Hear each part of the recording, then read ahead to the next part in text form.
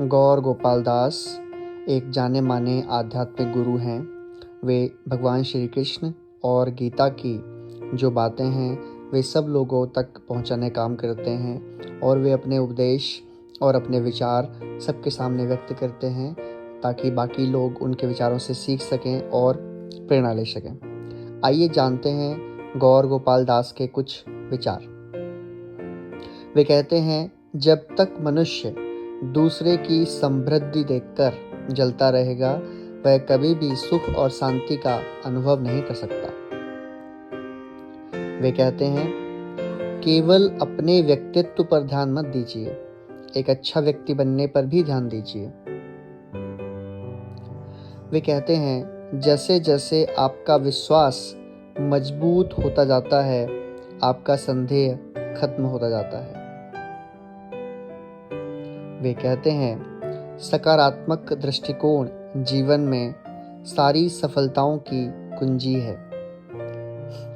वे कहते हैं, जो खुशी इंद्रियों और भावनाओं के संयोजन से प्राप्त होती है यह हमेशा संकट का कारण होती है, हमेशा इससे बचना चाहिए।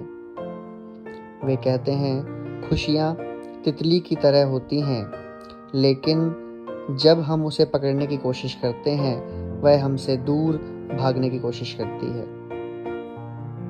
वे कहते हैं, जब हम एक ही जोक पर दोबारा नहीं हंसते तो हम एक ही समस्या पर बार बार क्यों रोते हैं।